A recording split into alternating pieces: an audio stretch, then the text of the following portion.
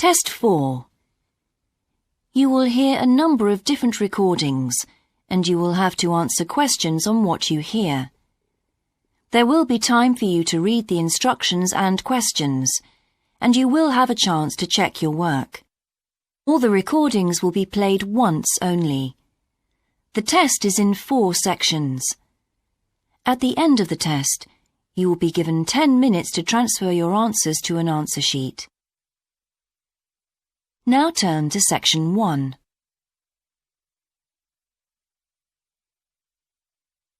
Section 1. You will hear a man telephoning to ask about a job in a hotel. First, you have some time to look at questions 1 to 4.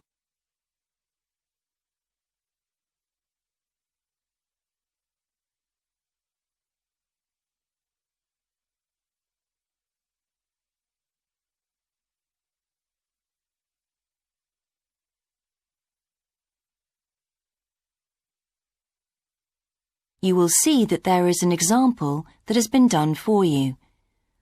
On this occasion only, the conversation relating to this will be played first. Hello, West Bay Hotel. Can I help you? Oh, good morning. I'm ringing about your advertisement in the Evening Gazette. Is that the one for temporary staff? That's right. The advertisement is for temporary staff, so temporary has been written in the space. Now we shall begin. You should answer the questions as you listen, because you will not hear the recording a second time. Listen carefully and answer questions 1 to 4. Hello, West Bay Hotel. Can I help you? Oh, good morning. I'm ringing about your advertisement in the Evening Gazette. Is that the one for temporary staff? That's right. Yes, I'm afraid the person who's dealing with that isn't in today, but I can give you the main details if you like. Yes, please. Could you tell me what kind of staff you're looking for? We're looking for waiters at the moment. There was one post for a cook, but that's already been taken. Oh, right. What are the hours of work? There are 2 different shifts. There is a day shift from 7 to 2 and a late shift from 4 till 11. And can people choose which one they want to do? Not normally, because everyone would choose the day shift, I suppose. You alternate from one week to another. OK, I'm just writing all this down. What about time off? You get 1 day off, and I think you can negotiate which one you want. It's more or less up to you, but it has to be the same one every week. Do you know what the rates of pay are? Yes, I've got them here. You get £5.50 an hour, and that includes a break. Do I have to go home to eat, or...? You don't have to. You can get a meal in the hotel if you want to, and there's no charge for it, so you might as well. Oh, good. Yes, so let's see. I get £231 a week. You'd also get tips. Our guests tend to be quite generous. Before you hear the rest of the conversation, you have some time to look at questions 5 to 10.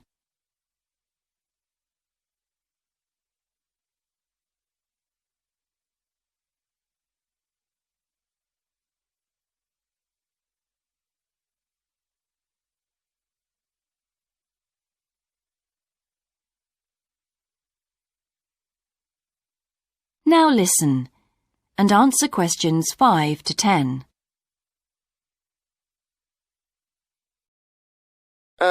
Is there a uniform? What about clothes? Yes, I forgot to mention that.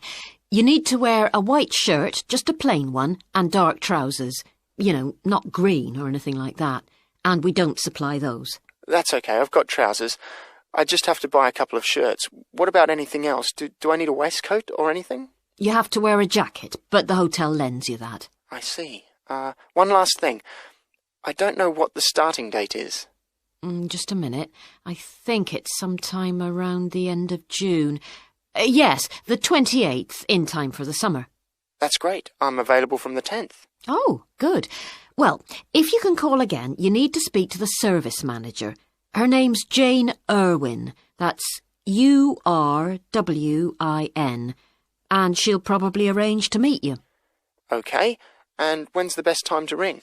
Could you call tomorrow? She usually starts checking the rooms at midday, so before then if you can, so she'll have more time to chat. I'll just give you her number because she's got a direct line. Thanks. It's 832-009. 823-009. 832. Oh, OK. Yes, I'll do that. And by the way, she will ask you for a reference, so you might like to be thinking about that. You know, just someone who knows you and can vouch for you. Yes, no problem. Well, thanks very much for your help. You're welcome. Bye.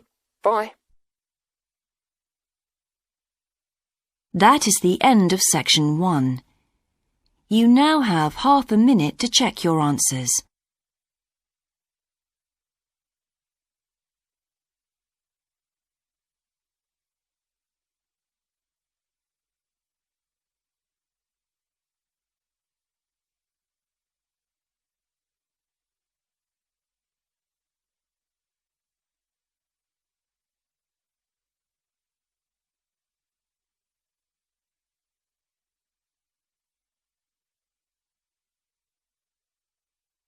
Now turn to section 2.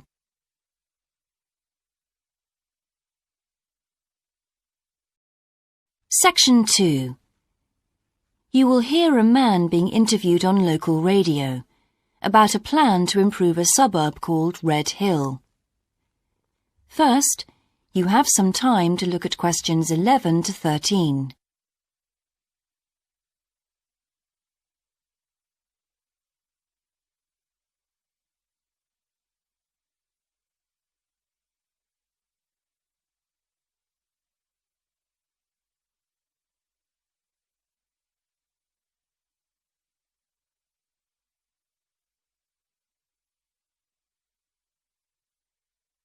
Now listen carefully and answer questions 11 to 13.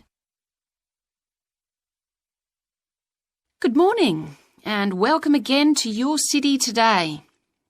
With me today is Graham Campbell, a councillor from the City Council. He'll be telling us about the plan to improve the fast-growing suburb of Red Hill. Good morning, Graham, and welcome to the show. Good morning, Carol. Now, Graham, I understand that there has been a lot of community consultation for the new plan. Yes, we've tried to address some of the concerns that local groups told us about. People we've heard from are mainly worried about traffic in the area, and in particular the increasing speed of cars near schools. They feel that it's only a matter of time before there's an accident as a lot of children walk to the school. So we're trying to do something about that. Another area of concern is the overhead power lines. These are very old, and a lot of people we spoke to asked if something could be done about them. Well, I'm happy to report that the power company have agreed to move the power lines underground at a cost of $800,000. I think that will really improve the look of the area, as well as being safer. That's good to know. But will that mean an increase in rates for the local businesses in that area? Well, the power company have agreed to bear the cost of this themselves after a lot of discussion with the council. This is wonderful news, as the council now has some extra funds for us to put into other things like tree planting and artwork. Before you hear the rest of the interview, you have some time to look at questions 14 to 20.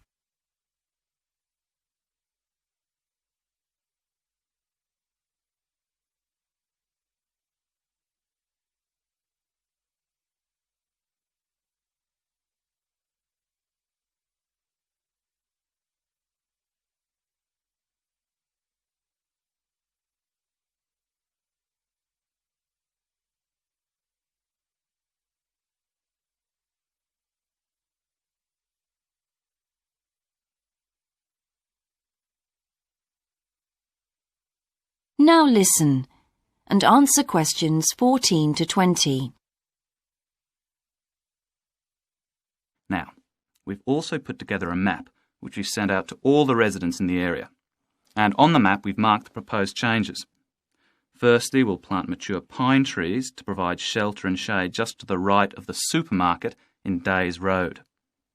In order to address the traffic problems, the pavements on the corner of Carberry and Thomas Street will be widened. This will help to reduce the speed of vehicles entering Thomas Street. We think it's very important to separate the local residential streets from the main road, so the roadway at the entrance to Thomas Street from Days Road will be painted red. This should mark it more clearly and act as a signal for traffic to slow down. One way of making sure that the pedestrians are safe is to increase signage at the intersections. A Keep Clear sign will be erected at the junction of Evelyn Street and Hill Street to enable traffic to exit at all times. Something we're planning to do to help control the flow of traffic in the area is to install traffic lights halfway down Hill Street where it crosses Days Road. Now, we haven't only thought about the cars and traffic, of course. There's also something for the children. We're going to get school children in the area to research a local story, the life of a local sports hero, perhaps. And an artist will incorporate that story into paintings on the wall of a building on the other side of Hill Street from the supermarket. And finally, we've agreed to build a new children's playground, which will be at the other end of Hill Street, close to the intersection with Carberry Street. Wonderful. Now, what's the next stage? Well, the final plan... That is the end of section 2. You now have half a minute to check your answers.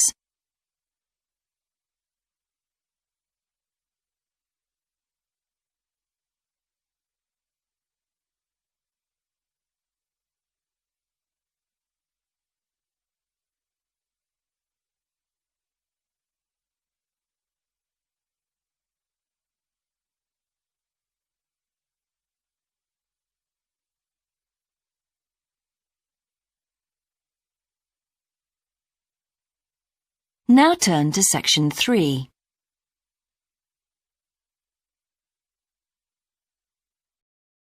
Section 3. You will hear two students called Dan and Jeannie discussing their studies at university. First, you have some time to look at questions 21 to 26.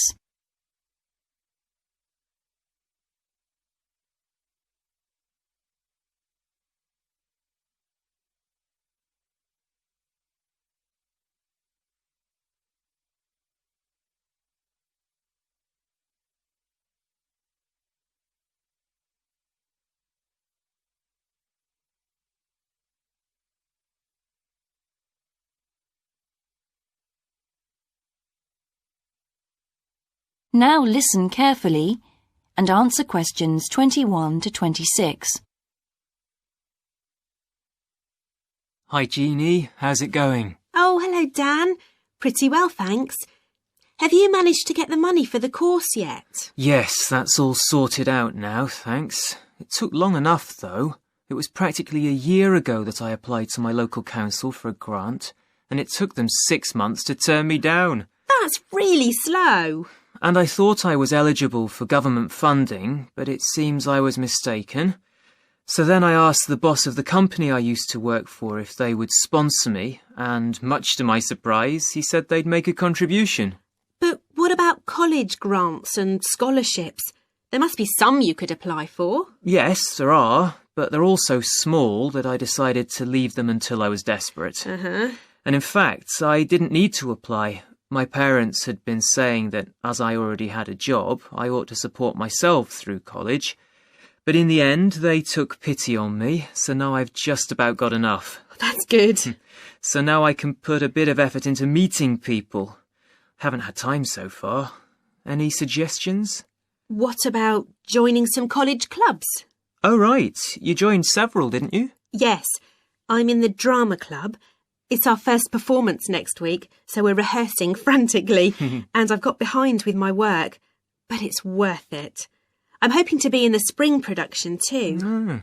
I've never liked acting. Are you doing anything else? I enjoyed singing when I was at school, so I joined a group when I came to college. I don't think the conductor stretches us enough, though, so I'll give up after the next concert. And I also joined the debating society. It's fun, but with all the rehearsing I'm doing, something has to go, and I'm afraid that's the one. Do you do any sports? Yes, I'm in one of the hockey teams. I'm not very good, but I'd really miss it if I stopped. I decided to try tennis when I came to college, and I'm finding it pretty tough going. I'm simply not fit enough. Nor me. I think I'll give that a miss. I'm hoping it'll help me to build up my stamina, but it'll probably be a long haul. Good luck. Thanks. How are you finding the course? I wish we had more seminars. What? I'd have thought we had more than enough already. All those people saying clever things that I could never think of. It's quite interesting, but I wonder if I'm clever enough to be doing this course. I find it helpful to listen to the other people. I like the way we're exploring the subject and working towards getting insight into it. How do you get on with your tutor? I don't think I'm on the same wavelength as mine, so I feel I'm not getting anything out of the tutorials. It would be more productive to read a book instead. Oh, mine's very demanding. She gives me lots of feedback and advice, so I've got much better at writing essays. And she's helping me plan my revision for the end-of-year exams. Do tell me, I always struggle with revision. Before you hear the rest of the discussion, you have some time to look at questions 27 to 30.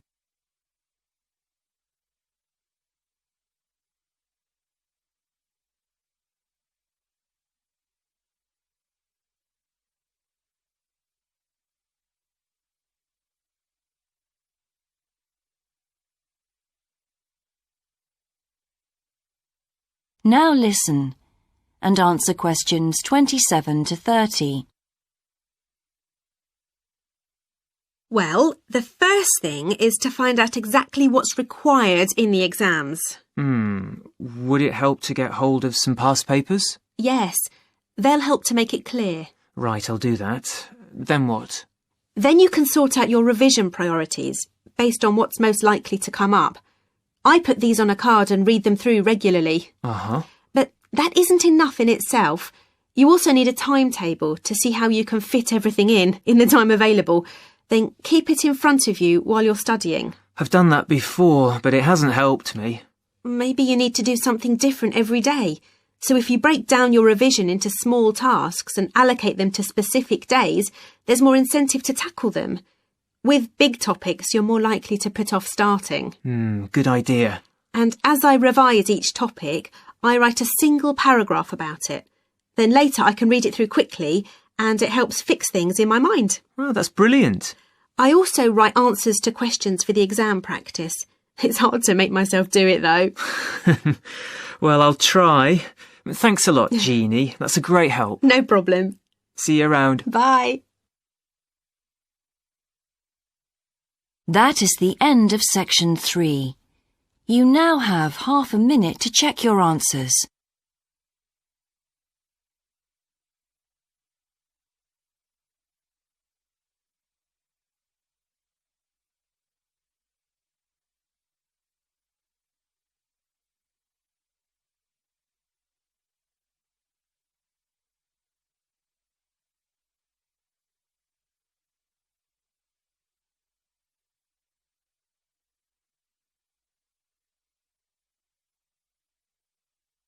Now turn to section 4.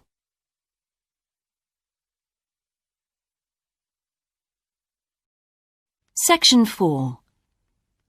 You will hear a lecturer giving a talk about Australian rock art to a group of archaeology students. First, you have some time to look at questions 31 to 40.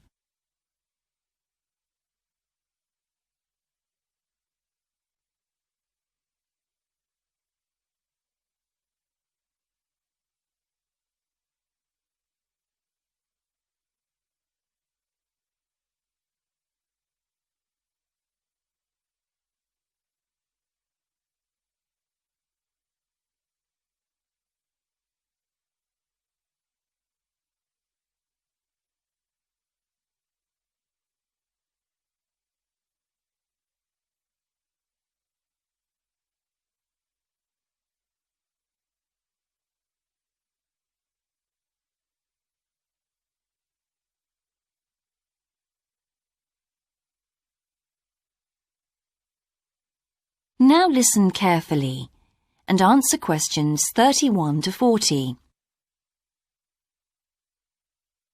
Good morning, everyone. I've been invited to talk about my research project into Australian Aboriginal rock paintings. The Australian Aborigines have recorded both real and symbolic images of their time on rock walls for many thousands of years.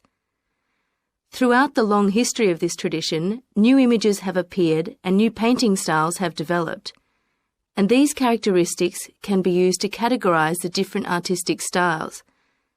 Among these are what we call the dynamic, yam, and modern styles of painting. One of the most significant characteristics of the different styles is the way that humans are depicted in the paintings. The more recent paintings show people in static poses, but the first human images to dominate rock art paintings over 8,000 years ago were full of movement. These paintings showed people hunting and cooking food, and so they were given the name dynamic to reflect this energy. It's quite amazing considering they were painted in such a simple stick-like form. In the yam period, there was a movement away from stick figures to a more naturalistic shape. However, they didn't go as far as the modern style, which is known as X-ray because it actually makes a feature of the internal skeleton as well as the organs of animals and humans. The yam style of painting got its name from the fact that it featured much curvier figures that actually resemble the vegetable called a yam, which is similar to a sweet potato. The modern paintings are interesting because they include paintings at the time of the first contact with European settlers. Aborigines managed to convey the idea of the settlers' clothing by simply painting the Europeans without any hands, indicating the habit of standing with their hands in their pockets. Size is another characteristic. The more recent images tend to be life-size or even larger, but the dynamic figures are painted in miniature. Aboriginal rock art also records the environmental changes that occurred over thousands of years. For example, we know from the dynamic paintings that over 8,000 years ago, Aborigines would have rarely eaten fish and sea levels were much lower at this time. In fact, fish didn't start to appear in paintings until the yam period, along with shells and other marine images.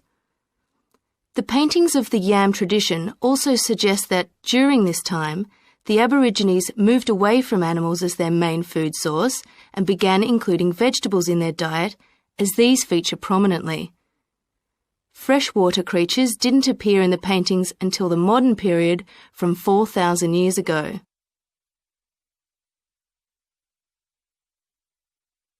So these paintings have already taught us a lot. But one image that has always intrigued us is known as the rainbow serpent.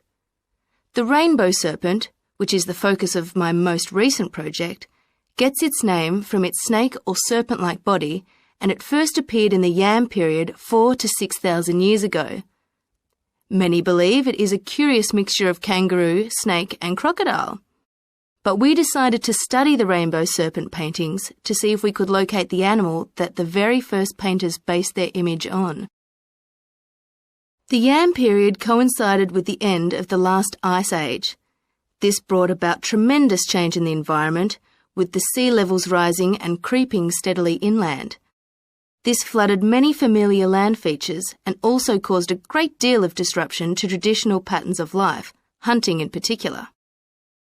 New shores were formed and totally different creatures would have washed up onto the shores. We studied 107 paintings of the rainbow serpent and found that the one creature that matches it most closely was the ribboned pipefish, which is a type of seahorse.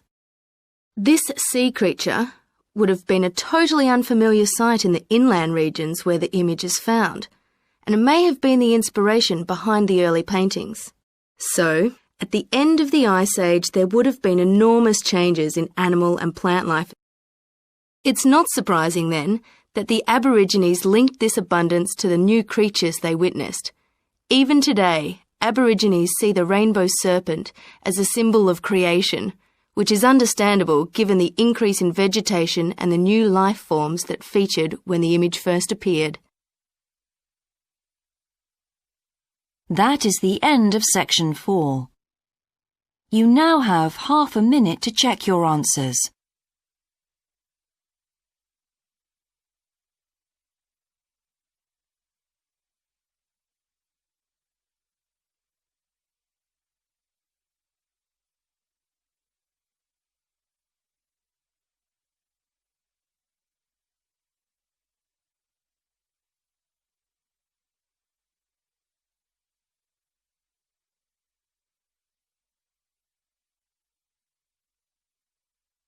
That is the end of the listening test. In the IELTS test, you would now have 10 minutes to transfer your answers to the answer sheet.